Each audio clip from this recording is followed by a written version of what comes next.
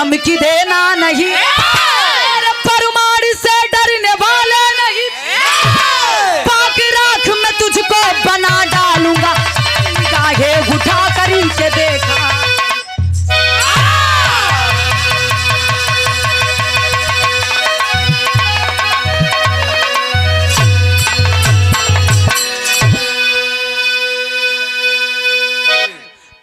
सुन ले जरा अब मेरी बात को, तेरे अरमान पूरे न होंगे कभी, सिंह सोए हुए को जगाओ नहीं, वरना खाक में मिल जाओगे तुम सभी। मुझको परमाणु की धमकी देना नहीं, अरे मुझको परमाणु की धमकी देना नहीं, तेरे परमाणु से डरने वाले नहीं, पाक राख में तुझको बना डालूंगा अगर निगाहें उठा करके देखा सही। ए भैया, आज हिंदुस्तान के एक बच्चा पाकिस्तानियन पर भारी है, लेकिन कहल गई मानवता के बदौलत आज पाकिस्तान के लोग जियत हुए। अगर इंडिया के लोग अपन पानी नदी के पानी रोक दे तो पाकिस्तान कागज से काम चलावे लगे हैं। सच्चाई भाई भैया, लेकिन मानवता जरूरी बा। बिरहा में एक लाइन कव्वाली के टुकड़ा है गुरुजी।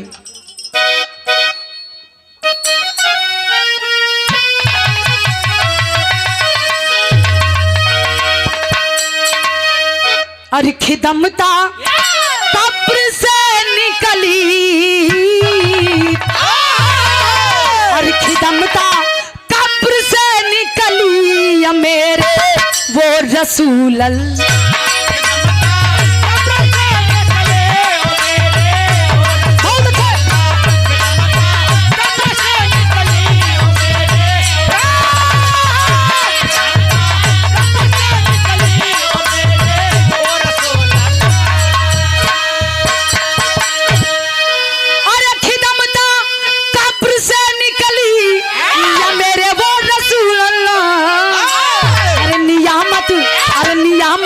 हस्र से फिसली या मेरे वो रसूल।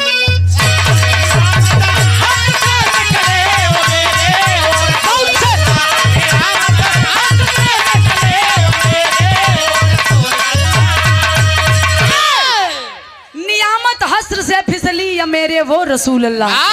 इस भाव को समझते हुए हमरे बिरहा के आयोजक हमारी बड़ी बहन विजय लक्ष्मी एडवोकेट, उनकी माता जी की तरफ से ये शानदार 100 रुपया के आशीर्वाद इस वीर भाव पे खुश होके। ए भैया, लेकिन भाव में कवि जी लिखत होवन वीरन के ऊपर। वीर होते क्या हैं? का लिखलन?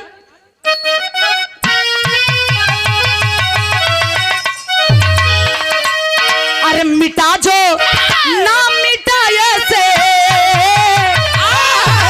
अरे मिटा जो ना मिटाए से निशानी उसको कहते।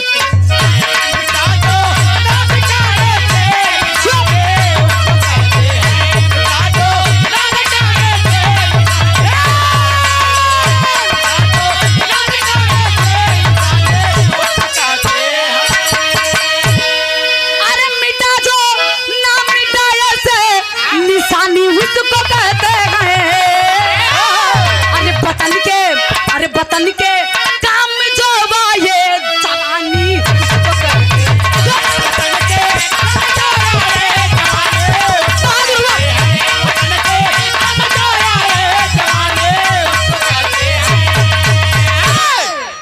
मिटा जो ना मिटाए से निशानी उसको कहते हैं। अरे बतन के काम जो वाये जवानी उसको कहते हैं। जैसे बाबा साहब के नाम केहू चाह ले तो बाबा साहब के नाम ना मिटा पाई। जवानी जमान इनके कहल जाला। जिसे हमारे आज देश के सीमा पे हमारे हिंदुस्तान के जवान पहरा देत हुवन, ना खुद खायलन न उनके भोजन के जरूरत बच्चा अच्छा, न उनके ठंडी न गर्मी न बरसात, उनके कोनो चीज के फर्क ना हो। हमरे हिंदुस्तान में दुइया जवान हुवन, एक थे हम, एक थे हारमोनिया मास्टर। ये जवान, अब बाकी सब कहाँ हुवन? बाकी सब किसान हुवन। पागल, हमरे कहे के मतलब बा एक सीमा पे प्रहरी, हमरे देश के फौजी जवान, एक खेत में किसान जो दिन रात मेहनत परिश्रम कहेलन और तब घरे में जाके अनाज आवेला, एक उनके जवान कहल जाला। ये दो जवान हुवन। जवान कभी बूढ़ा नहीं होता है। यो कोई जवान के चक्कर में हुआ नहीं। ए भैया, लेकिन कहानी के शुरुआत कहाँ से बा? गुरुजी बिरहा में जौहरी लगल।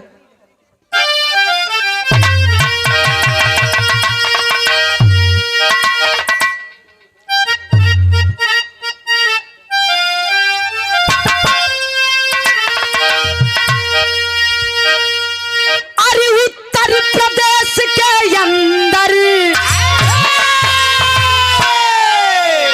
ऐसे ना होए। तब कैसे हुई? तने पीर भाव में आ जा।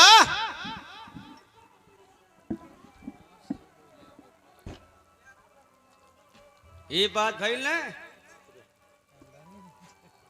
वाह, ऐसा लगत है कि गोबर फेंका जात हूँ। तोरे कपारे पे फेंकब न तब हम थाम पैबा। अरे भाई तोरे पगड़िए से लौकत है। पागल, ही खानदानी पगड़ी हमार ह। अगर ये पगड़ी एक बार बधा जाई ना तो समझे वाले समझी। हाँ, और तोरे जैसे समझदार तो पहले समझ जाई हैं। हमार नीचे से काट ले फट से। हाँ, तबे तो नाम कटुआ है ये है। ए भैया, कटुआ ना कर, कटुआ नाम है। आई तनी सब स्वर्गीय रामदेव उस्ताद के अंदाज में कैसे। लाओ लाओ लाओ, बहुत बहुत धन्यवाद। ई असली पूरन की देहा का भैया, नई के देव तो कम से कम ठीक हो रहा। एठे नहीं के देले तो भैया चमकत रहा इसके जना। लक्ष्मी दीदी कहाँ गई?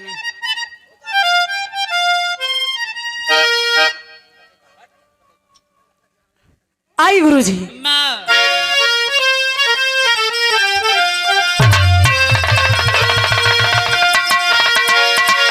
अरे उत्तर प्रदेश के अंदर हरदोई जिला है नामी, कस्बा पाली के अंदर काजी सराय सरनामी, अब्दुल गफर का बेटा फौज में की आया, लगी जबलपुर ड्यूटी, बिहार नियर आया, 15 दिन की छुट्टी, काजी सराय में आया, बीबी फिरदौस के साथ खुशियाँ एकदम मनाया, खबर गई है आई, दुश्मन की आग चढ़ाई, अरे बीबी बच्चों के गम में गया है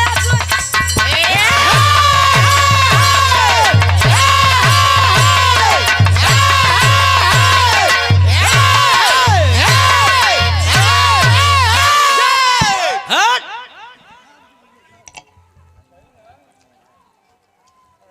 बार शेर धर्म के गार्जियन संदीप रावण मेढ़ा की ऐतिहासिक धरती से 50 रुपया के आशीर्वाद। इस वीर भाव पे खुश होकर हमारे चाचा जी श्री उमाकांत यादव चाचा की तरफ से ये 100 रुपया के आशीर्वाद बहुत बहुत प्रणाम हो। और हमारे वकील साहब धर्म के गार्जियन राजनाथ एडवोकेट, ये गार्जियन की तरफ से 100 रुपया के आशीर्वाद बहुत बहुत प्रणाम हो। उपस्थित जनता जनार्दन के प्रणाम भाव। कहानी के समझी। कहानी बा कहाँ के? अपने उत्तर प्रदेश के अंदर एक जिला, जौने जिला के नाम हरदोई बतावल गई। हरदोई जिला के अंतर्गत एक छोटा सा कस्बा, जौने कस्बा में रहे वाला अब्दुल गफ्फार, अब्दुल गफ्फार के बेटवा जेका नाम बतावल गई आबिद। आबिद बचपने से बड़ा वीर रहल। सपना बा कि हम भारत माता के सेवा करब। एक मुसलमान का बेटा हूँ। लोग कहते हैं कि हिंदू का ही बेटा भारत माता की सेवा करते हैं। लेकिन हम साबित करे चाहते कि हम भारत माता के सेवा करब और हमरा के कोनो नौकरी ना चाहे बाबू बचपन से जोश बा जुनून बा बड़ भइलन भगवान के मंजूर भइल आबिद के ड्यूटी लगल बा धर्म के गार्जियन विजय गौतम दुधौड़ा की ऐतिहासिक धरती से 50 रुपया के आशीर्वाद बहुत बहुत प्रणाम उपस्थित जनता जनार्दन के पैर छू के पहली बा फौजी जवान बनल हुआ ड्यूटिया लगल बा पहली कहा डलहौजी में ना ए बाबू ड्यूटी लगल ये हाल बकरीद नियर आइल बा अब बकरीद के 15 दिन के जब छुट्टी मिलल तो आबिद जवान अपने घरवा आइल ए पंचो जब घर आइल बा पूरा परिवार बड़ा खुश बा आबिद के बेगम के नाम बतावल गई फिरदौस खुशी के कोनो ठिकाना नहीं बा हर कोई खुश बा लेकिन ए बाबू कहल गई बा कबो कबो खुशिया के नजर लग जाला आबिद खुशी मनावत बा यही बीच एक ठे फोने के घंटी बजल बा आ जब घंटिया बजल तो होत का बा गुरुजी एक लाइन तरज हो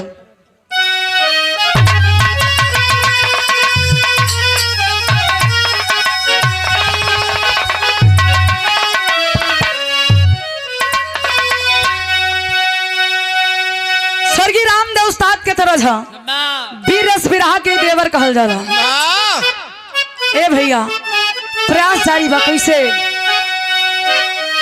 कि गमन कराई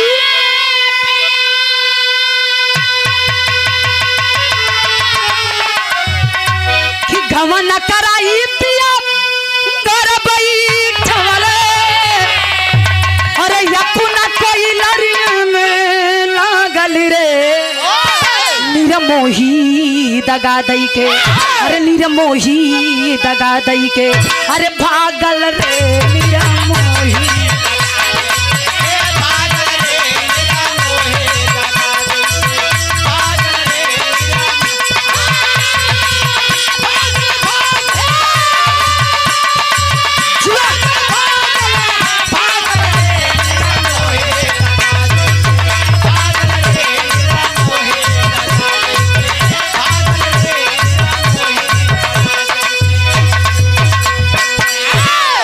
लेकिन हे पंचो सुनिहा आज घरवा में खुशी के माहौल बा यार फोने के घंटी बजल बा आ जब फोनवा के घंटी बजल तो होखत का बा गुरुजी तैयारी कि घरवा में खुशियां मनावे जवनवा घरवा में खुशियां मनावे जवनवा घरवा में खुशियां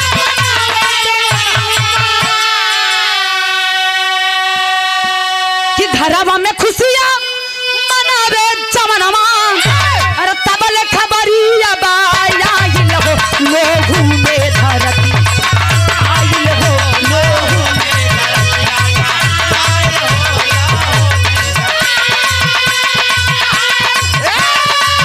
जियो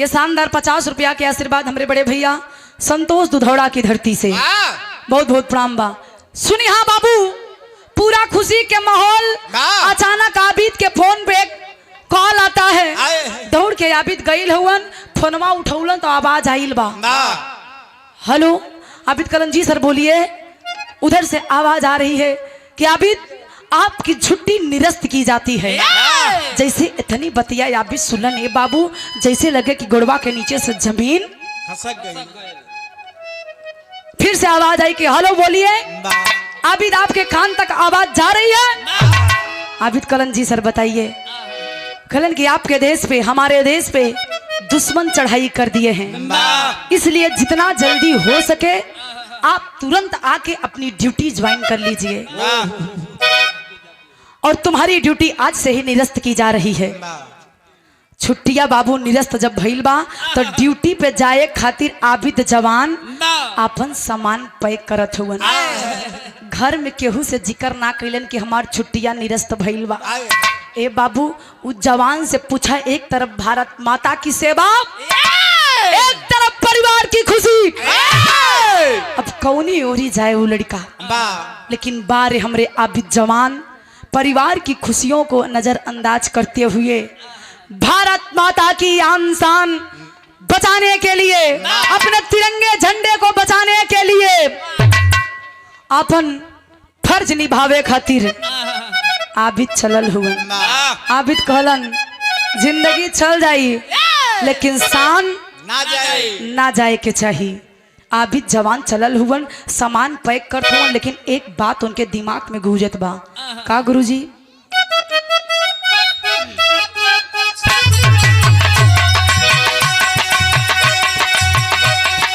पहले तैयारी तब याद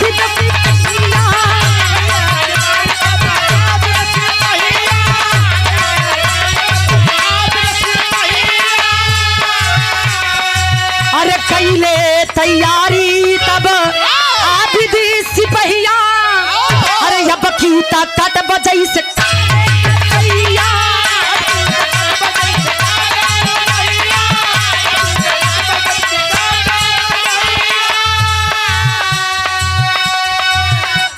कि हर कल तमानी चला हर पर चल न माने दया जग्गी दड़ी अखिया देखाई रे। अरे लोहू में धरतिया, अरे लोहू में धरतिया, अरे नहाइल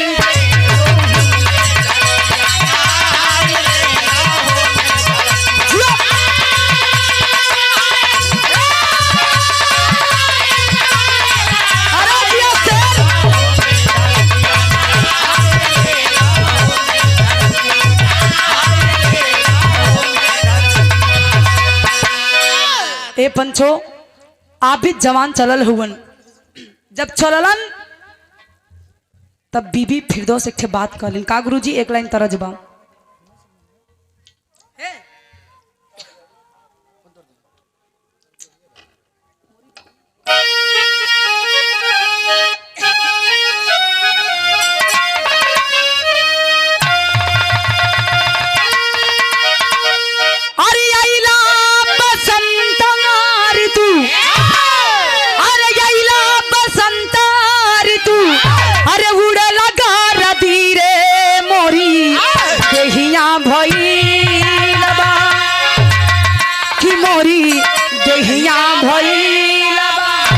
अरे पियारा मोरी देहिया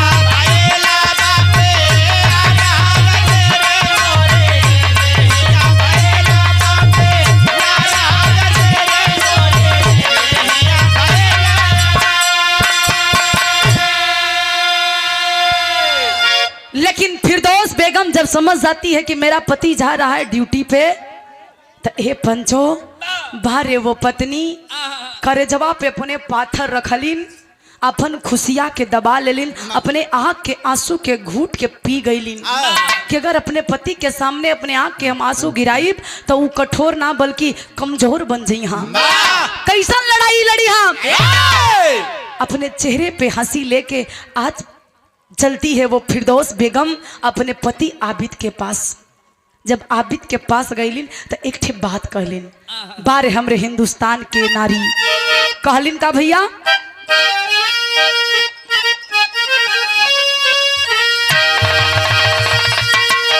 अरे यारती सजा के, अरे यारती सजा के हर कहेली रानिया हो सैया जाए माता दी हवा हो सैया जाए माता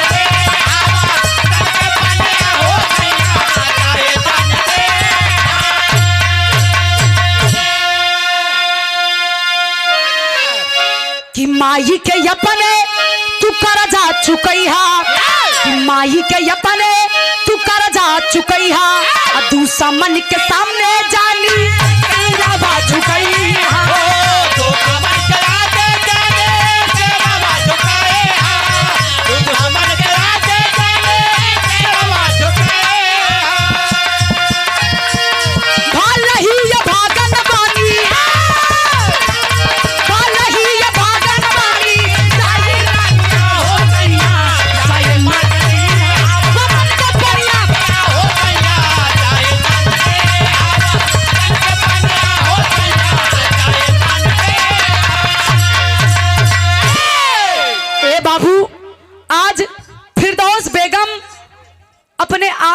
पति को समझाती है कि जा रहे हो तो जाइए, कोई गम नहीं है मुझे, आपकी छुट्टी निरस्त हो गई इस बात की मुझे कोई गम नहीं। जाइए, आपका पहला फर्ज है भारत माता की सेवा करना, बाद में हमारा, हम लोग तो जी लेंगे। धर्म के गार्जियन दान बहादुर यादव दुधौड़ा की ऐतिहासिक धरती से शानदार 100 रुपया के आशीर्वाद बहुत बहुत प्रणाम हो। उपस्थित जनता जनार्दन के पैर छू के पहलगी आशीर्वाद के प्रतीक्षा बा। लेकिन ए भैया, आज आबिद अपने पत्नी के जब बतिया सुनलन फिरदौस के, तो सिनेमा गदगद हो गई कि लगे कि डबल एनर्जी मिल गई हुई।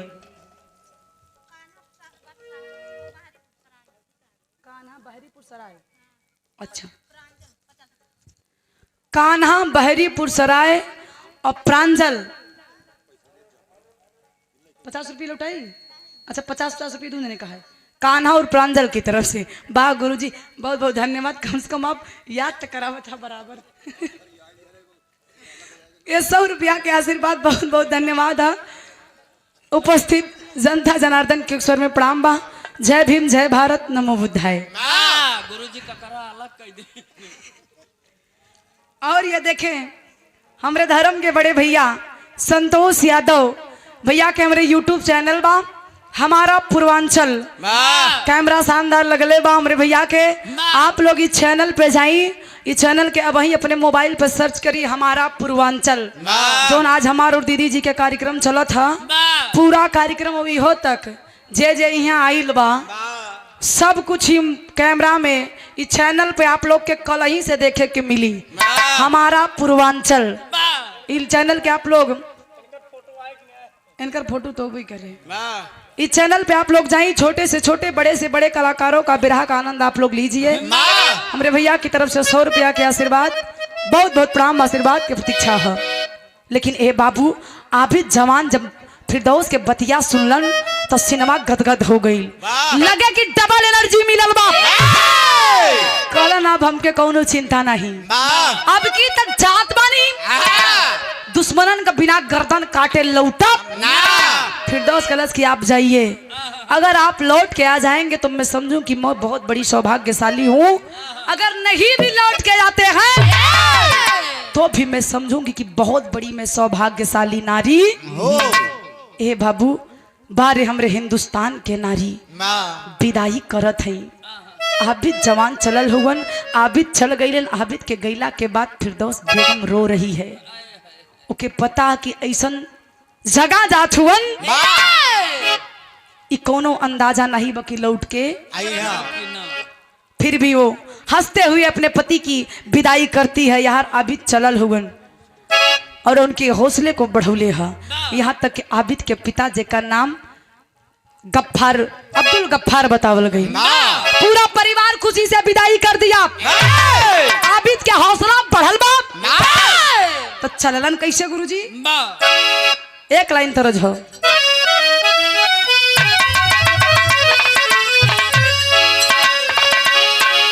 सही हो।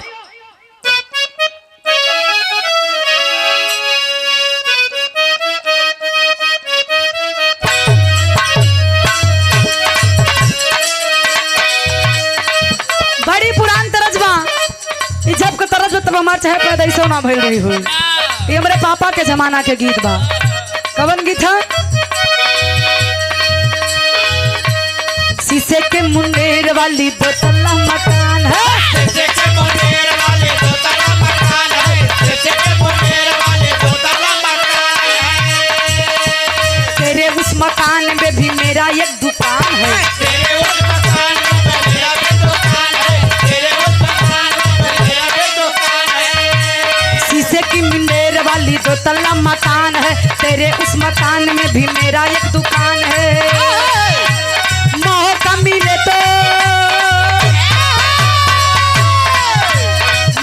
मिले तो किसी रोज चली आना, पान खा के जाना बोलिया, पान खा के जाना, पान खा के जाना बोलिया, पान खा के जाना, पान खा के जाना बोलिया, पान खा के जाना, पान खा के जाना बोलिया, पान खा के जाना। लेकिन ए बाबू, अभी जवान पहुंचा लोगन उनकर बटालियन जुटल है।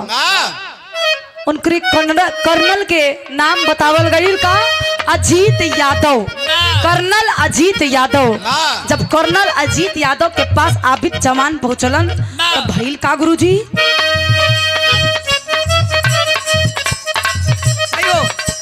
सिर पे कफान बांधे सब बताई,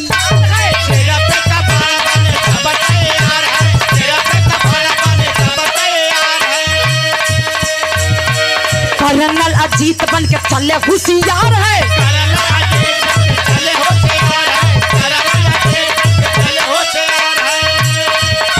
कितना है जो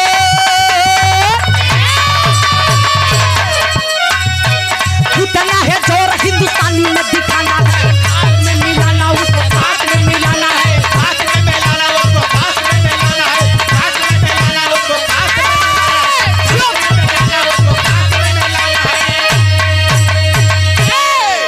सुबह 4 बजे वाली रहली समैया, सुबह 4 बजे वाली रहली समैया, टाई गिरा के पे कई हल चढ़ैया,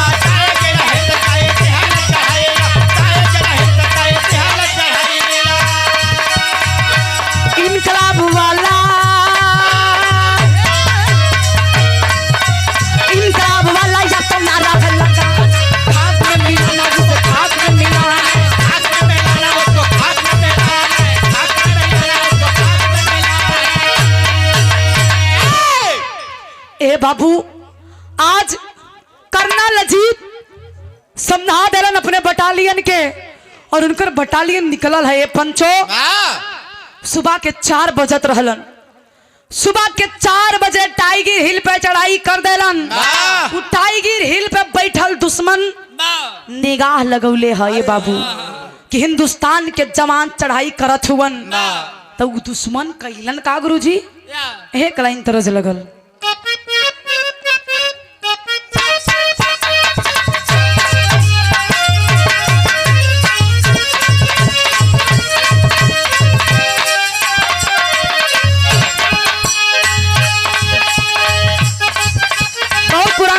लेकिन बड़ी अच्छी है। अब ना छुपाऊंगा तो सब बताऊंगा, अब ना छुपाऊंगा तो सब बताऊंगा, तुझको कसम से मैं अपना बनाऊंगा, तू है सनम मेरा प्यार, मेरा दिल तेरा यासीन, तू है सनम मेरा प्यार, मेरा दिल तेरा यासीन, मेरा प्यार, मेरा दिल तेरा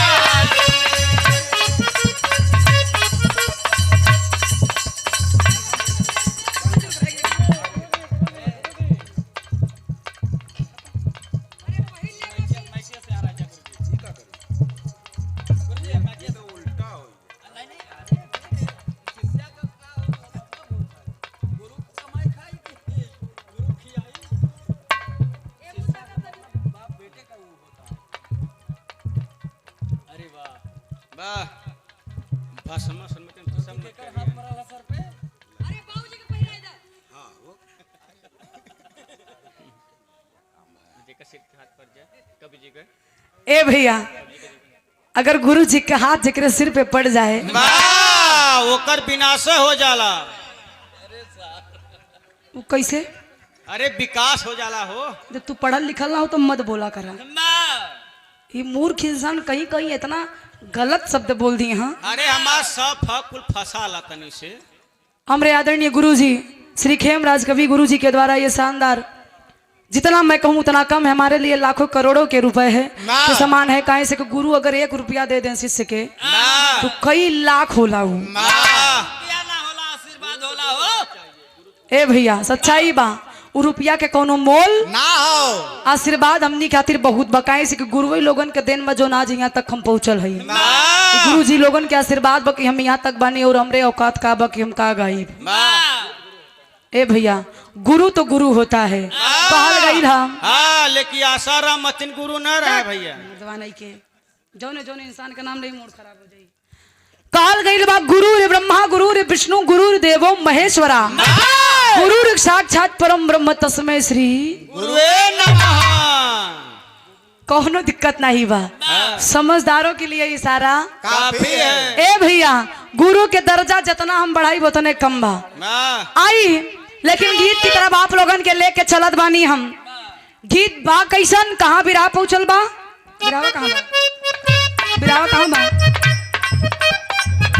अच्छा याद बात हो रहे। आज जवानन के समझावत हुवन कैसे गुरुजी।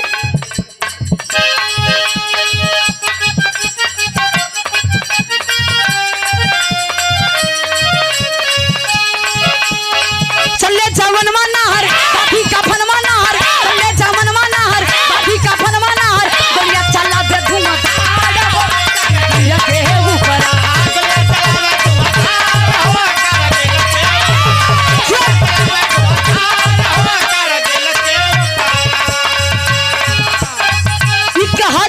की टोली है, इनका लाभ की बोली है।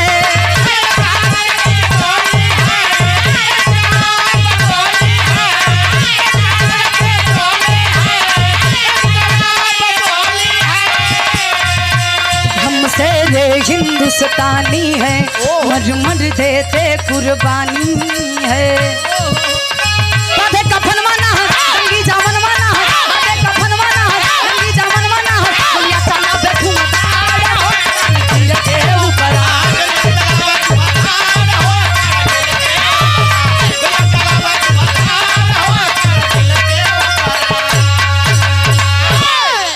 ए बाबू आज टाइगर हिल पे चढ़ाई करत हुवन 71 के टोली बा जवानन के, हिंदुस्तान के जवानन के 71 के टोली बनल बा। और जब टोली चढ़ाई कैले हुए ने बाबू, दुश्मन ऊपर बैठल और फायरिंग चालू हो गई। और जब फायरिंग ऊपर से नीचे होत बा जवानन के ऊपर, तो जवान अपन जान बचावत हुवन और दुश्मनन के निशाना बनावत हुवन।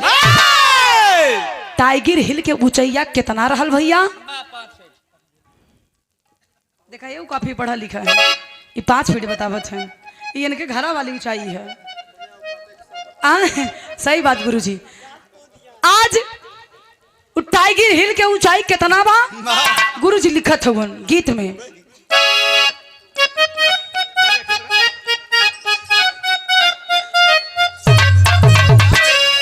सीजन ही गीत था, सीजन चलत भाई गीत के। कैसे गुरुजी? कि पाकी गईले गेहूं लटा की गईले बालिया, खनक रे गौवे हो खनक रे गौवे, गोरी के खेत खेत चूड़िया, खनक रे गौवे।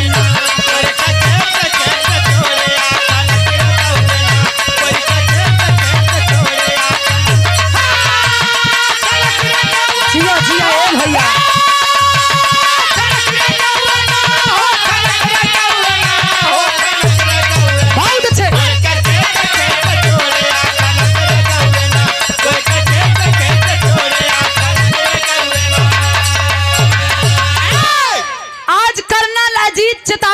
अपने बटालियन के कि घर से निकले हो, अपने परिवार का जो मोह माया तुम लोगों के अंदर है उसको वहीं पे छोड़ दो।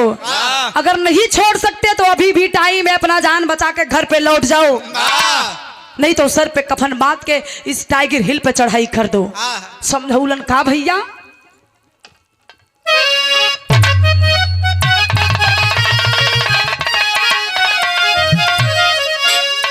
कि 1600,000 फीट ऊंचा दू समानमा बतावे लगल ना, कर्नल आजित जवानमा बतावे लगल ना।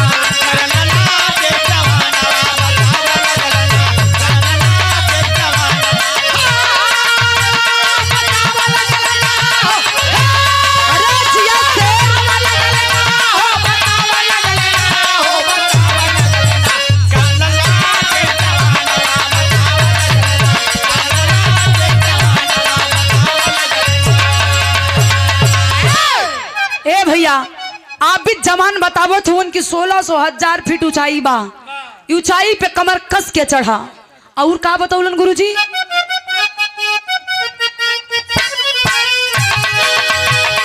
काहेला अभी बता दम पीछे ना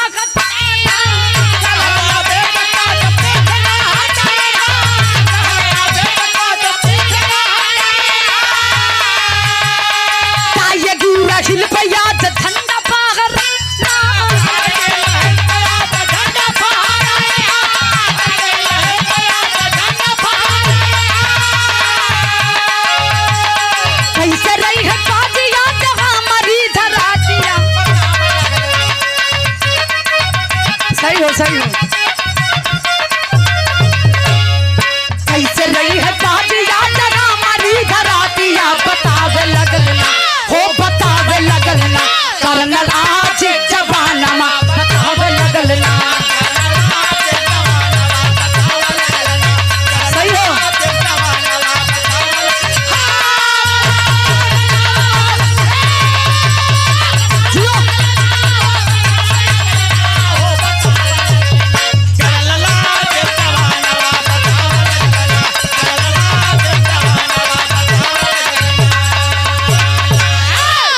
पंचो कर्नल अजीत समझावत हुवन कि 1600 फीट के ऊंचाई बा, सर पे कफन बांध के चढ़ जाओ और दुश्मनों का गर्दन काट के गिरा दो। हे बाबू आप भी जवान कॉलेज के सर हम लोग आए हैं तो कमर कस के आए हैं, अब कदम पीछे नहीं हटेगा।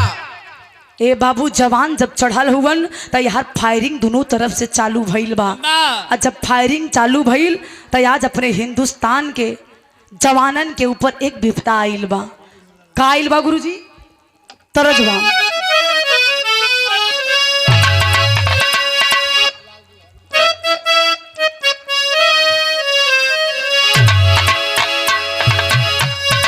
बड़ी पुरान धुन बा, लेकिन इस धुन में आज भी कोशिश जारी है।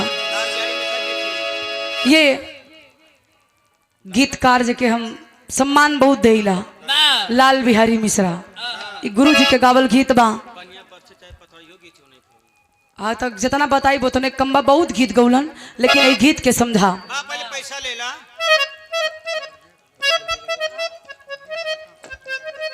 ये हमारे गार्जियन दुर्गेश गौतम गार्जियन की तरफ से 100 रुपया के आशीर्वाद बहुत बहुत प्रणाम है। लेकिन गीत बा कैसन गुरु जी? तैयारी वाह।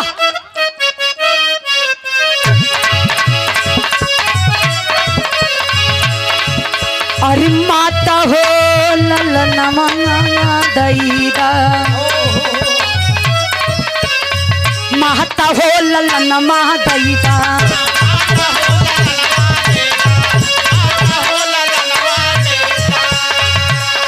बहिनी हो पिरनमा दैदा,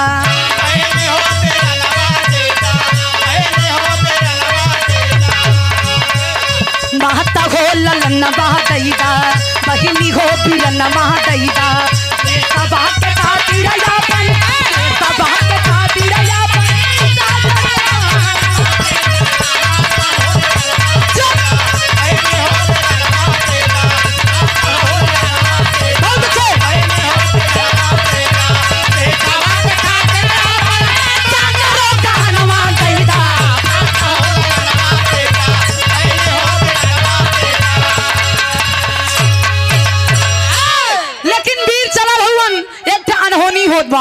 अनहोनी कैसे दारू गुरु जी? कदम बढ़ावे बिरवा,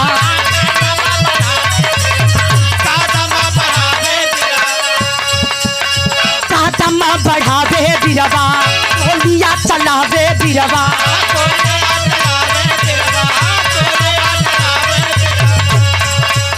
कदम बढ़ावे बिरवा, गोलियां चलावे बिरवा, दुश्मन के लाठी लगावे बिरवा,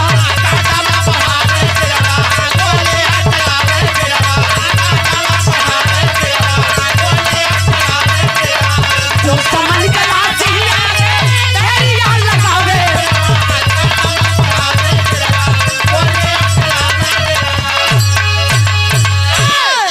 ए बाबू आज आबिद जवान सबसे आगे दुश्मनन के लाशन के ढेर लगावत हुवन, लेकिन 1 जून के वो मनहूस तारीख, उस तारीख में अपने हिंदुस्तान के जवानन के ऊपर गम के बदरी ढह गई। ए भैया आज आबिद जवान सबसे आगे हुवन, आबिद जवान के साथे होत काबा गुरुजी? सही हो।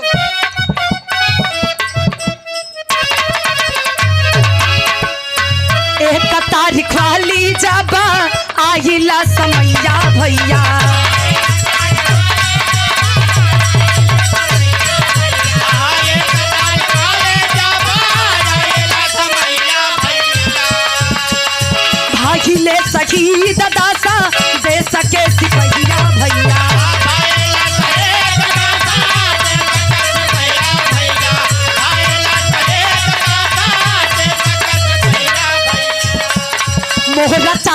साले या बीती भगवान साहबे या बीती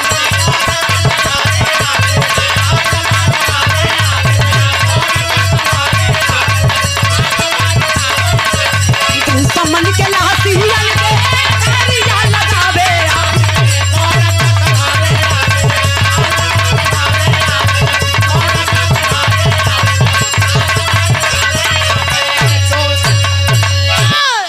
ए बाबू 10 जवान अपने हिंदुस्तान के 1 जून के मनहूस तारीख रहल 10 जवान अपने देश के शहीद हो गईलन। 11वां नंबर के कल रहे आबिद के गोलियां लगल बा। ये बाबू सीना में गोली लगल बा। एक हाथ से आबिद जवान अपने सीने को दबाया है और दूसरे हाथ से गन को पकड़ा है। फायरिंग करत बाप वार सब दुश्मनन के बौछार गोलियन के यार से आबिद जवान वो गोली के मुंह तोड़ जवाब देते हुवन। एक हाथ से बाबूजी सिनेमा के दबोलन दूसरा हाथ से गोली के बौछार करत हुवन। लेकिन ये भैया होखत का बा यार एक लाइन टेरी लगल।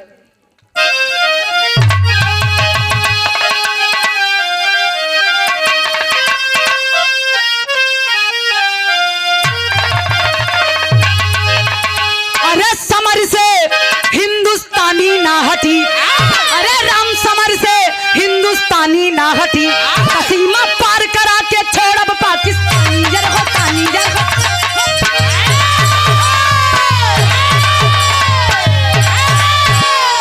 सीमा पार करा के छोड़ब पाकिस्तानी समर से हिंदुस्तानी ना हटी। ए बाबू सिनेमा में गोली लगल बा हथवा से याबिद जवान दबले बा अब गोली चलावत हुवन। लेकिन होखत का बा गुरुजी बिरहा में पहापट लगल।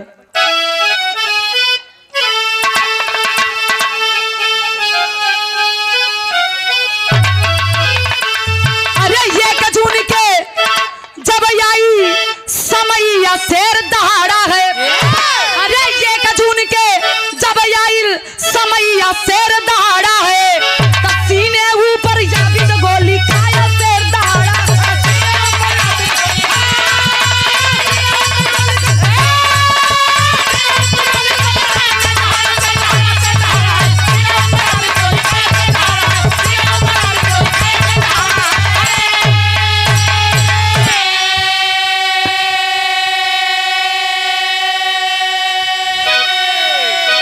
ए भैया इस भाव को समझते हुए हमारे गार्जियन परम आदरणीय परम सम्मानित श्री हरिलाल गौतम कोटिया की ऐतिहासिक धरती से 100 रुपया के आशीर्वाद बहुत बहुत धन्यवाद बा। उपस्थित जनता जनार्दन के पैर छू के प्रणाम हो। आज आबिद जवान फायरिंग पे फायरिंग करत हुवन कदम के अपने पीछे ना हटौलन। पूरा 17 दुश्मन मरलन तब जब सिनेमा में गोली लगल रहे तब। सोचा सीने में गोली लगल और फिर भी 17 दुश्मन के मार के याबिद जवान गिरा दिया। और जब 17 दुश्मन के मार के गिरौलन तब तक हे बाबू एक थे दुश्मन के गोली आई लगल बा कहाँ गर्दन में।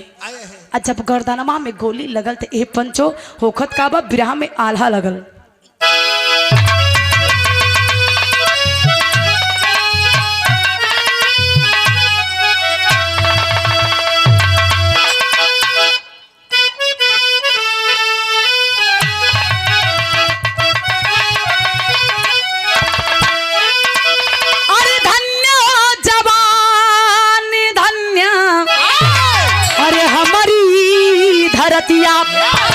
अरे जहां पे बाहे गंगा जमुना के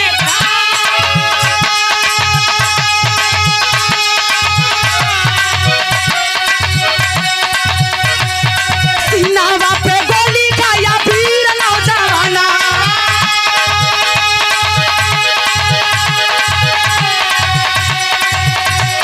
फिर भी 32 फायर कैले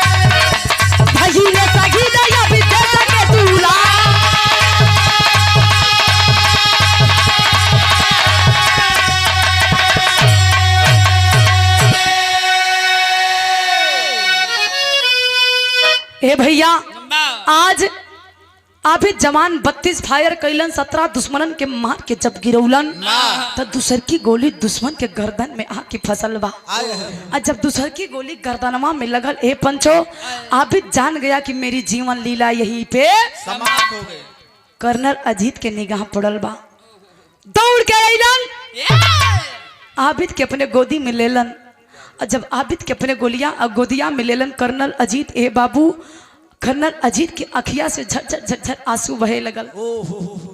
आबिद जवान कलश किया सर आप क्यों रो रहे हैं? आपको पता है कि हम फौजियों की जिंदगी कैसी होती है। रोने की कोई बात नहीं है, मेरी आखिरी इच्छा पूरी हो चुकी है। मैंने दुश्मनों को मार के गिरा दिया है। मैं शहीद हो रहा हूं, मैं मर नहीं रहा हूं। अब मैं शहीद हो जाऊंगा, मेरे घर वालों के भी मुझ पर गर्व होगा कि मेरा बेटा भारत माता की सेवा करते करते अपने जान की कुर्बानी दे दिया। वो मरा नहीं है बल्कि अमर हुआ है। ए बाबू आज इतनी बतिया कहते ही भारत माता की जय जयकार हुआ। एक बार कर्नल अजीत सोचे लगलन कि हम कहीं सपना तना देखत हई। हमरे बटालियन के सबसे वीर सबसे तेज तर्राक जवान आबिद रहलन। आबिद के कुछ हो गई तो हमार बटालियन एकदम कमजोर पड़ जाई। लेकिन ए बाबू जब गोदिया में निगाह देखत हुन तो आबिद के अखिया बंद हो गई रहे। अखिया पे हाथ फिरलन और तिरंगे में लिपटा के सम्मान के साथ आबिद के पार्थिव शरीर को दिल्ली से हरदोई जिला लाया गया। हरदोई से घरवा आइल है ये बाबू। यार हरदोई में ही लाश पहुंचल बा, पार्थिव शरीर आबिद के पहुंचल बा। घर पे खबर आइल हा, फोनवा के घंटी बजल बा। दौड़ के आबिद के पिताजी फोन उठौलन, हेलो बोलन तो उनके लगल कि हमार बेटा आबिद फोन कैले बा। दौड़ के कलन की बेटा अरे बेटा तू इतना दिन से फोन काहे ना करत रहा। कर्नल अजीत के मुंह एकदम बंद हो गई कि हम कैसे बताई कि इनकर बेटा ई दुनिया से अलविदा हो गई होवन। ए बाबू कर्नल अजीत धीरे से कलन की सर आपका बेटा इस दुनिया में अब नहीं है। भारत माता की सेवा करते करते आज वो भारत माता की आंचल में सो गया। इतने बतिया जब अब्दुल गफ्फार सुनलन ने बाबू चक्कर आइल बा, जमीनिया पे गिरल हुवन, अंगनैया में सब कोई खड़ा बा। सब ये सोचत बा केकर फोन आइल रहे, बाबू काहे गिर गईलन। आबिद के पत्नी फिरदौस दौड़ के गई, फोलमा उठा के बोलत तो आवाज नहीं आवत बा। पानी के छींटा पड़ल बा। जब पनिया के छींटा लगल ए बाबू होश में औलन तब बाबू रो रो के पूरी बतिया बतौलन। हर कोई के रो रो के बुरा हाल बा। ए बाबू पार्थिव शरीर सम्मान के साथ जब दुआरी पे आइल बा तो वो हरदोई जिला के जितना लोग रहलन हर कोई दुआरी पे जम गई हा। लोगन के भीड़ लगा था और आबिद जवान के पार्थिव शरीर आवत बा। सबके मुंह से एक ही बात निकलत बा कि बारे जवान बारे आबिद, इतनी कम उम्र में इतना बड़ा काम कर दिया। जब सबकी ई बतिया खबर लगत बा कि एक गोली सिनेमा पे लगल रहे फिर भी 32 फायर कैले बा, 17 दुश्मनन के मरले बा। तारीफ करत केहू थकत नहीं बा। लेकिन ए बाबू उ माई जवन माई 9 महीना कोखिया में रख के जन्मौले बा, उ माई के जब खबरिया लगल तब माई दुवरिया पे दौड़ के आवत था। अकेलिन का भैया खड़ी में कहना हम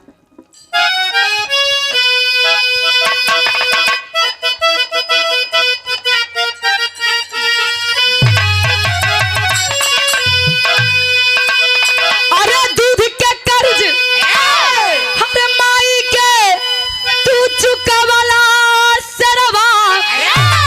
अरे दूध के कर्ज माई के तू चुकावला सरवा। हिंदुस्तानी वाला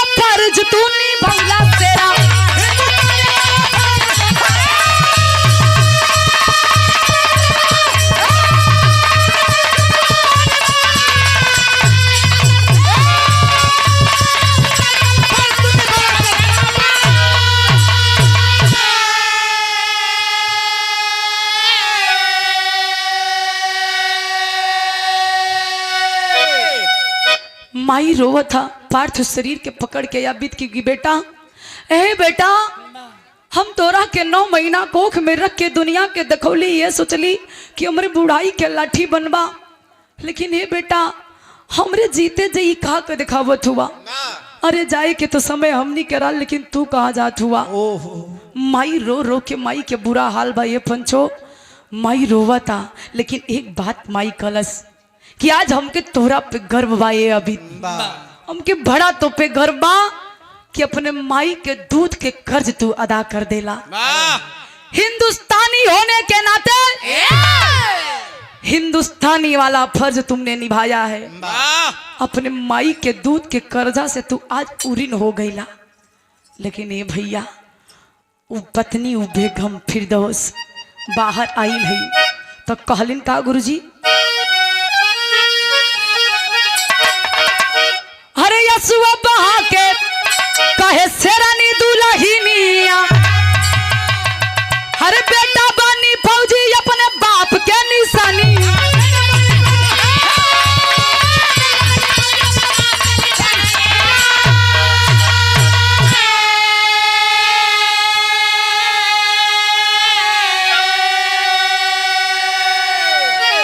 ए बाबू प्रशासन के लोग जुटे हैं।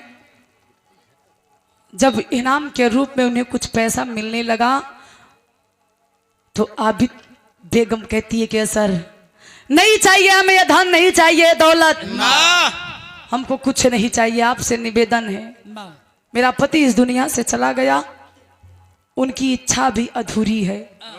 ये मेरे गोद में जो 2 साल का लड़का है मेरा बेटा है, मेरी इच्छा है, मेरे पति की भी इच्छा थी। जब हम दोनों ने साथ में बैठ कर इसको लालन पालन कर रहे थे तो मेरे पति ने मुझे एक बात कहा था कि ये मेरा बेटा एक दिन मुझसे भी बड़ा फौजी बनेगा, पूरे हिंदुस्तान में नाम रोशन करेगा। थे साहब हमार पति तो चल गईलन, हमार इच्छा बा कि हमार बेटा अपने पिता की तरह फौजी जवान बने और मुझे पैसा रुपया कुछ नहीं चाहिए। ए बाबू प्रमाण मिलता है आबिद के चले जाने से, आबिद के इस कुर्बानी को देखकर आज हरदोई जिला में लोग कहते हैं कम से कम 90% जवान है, फौजी जवान है। उन्हें किसी नौकरी से प्रेम नहीं है, बल्कि उन्हें सेवा, भारत माता की सेवा करना ही उनके लिए एक फर्ज है उनका। आज वो लड़का आबिद का लड़का बताया जाता है कि अभी सरकार उनकी पढ़ाई की पूरा खर्च उठा रही है और आबिद का छोटा भाई फौजी जवान बनकर देश की सेवा कर रहा है। आखिरी लाइन में कहे के पड़ल, अरे माई के यसरा तू पूजा वाला सरवा तो हिंदुस्तानी वाला फर्ज तू निभावला सेरा।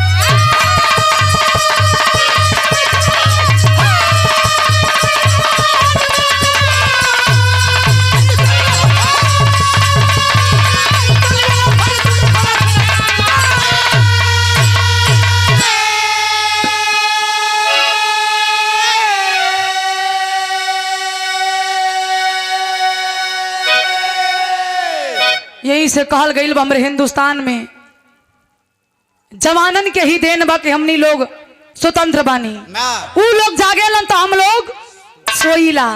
अगर जौने दिन ऊ लोग सूझ जाए हाँ तो हम लोग यहाँ पे इतना प्रेम जोन चिल्लात है, गावत है, बजावत है, आप लोग सुनत हुआ ना, बिना कोनो गम के, बिना कोनो टेंशन के। यो नहीं लोग के देन बा। ये से सत सत नमन बा, श्रद्धा सुमन अर्पित बा आबिद जवान के। आखिरी और अंतिम लाइन में कहना बा,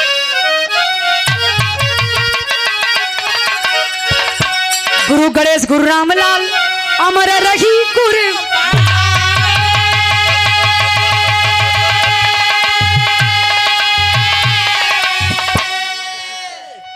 मदन भैया, मदन मल्ला, धर्म के गार्जियन परम आदरणीय सम्मानित श्री मदन मल्ला जगदीशपुर की ऐतिहासिक धरती से ये मेरे भैया की तरफ से शानदार 100 रुपया के पुरस्कार। जय भीम, जय भारत, नमो बुद्धाय कहना पड़ा गुरुजी।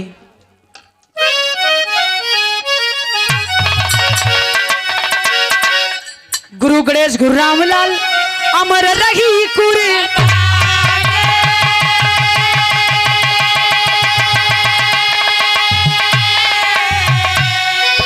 अरे स्वर्ग से चंद्रिका कभी प्यारे लाल की है बात।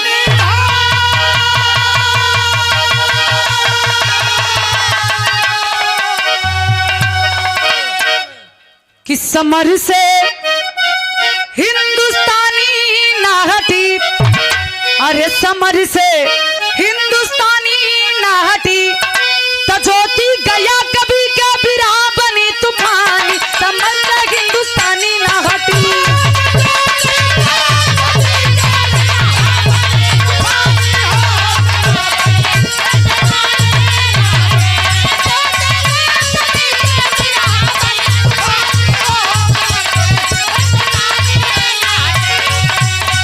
मेरे देश की धरती सोना उगल उगल हीरे मोती। मेरे देश की धरती, मेरे देश की धरती सोना उगल उगल हीरे मोती। मेरे देश की धरती, मेरे देश की धरती।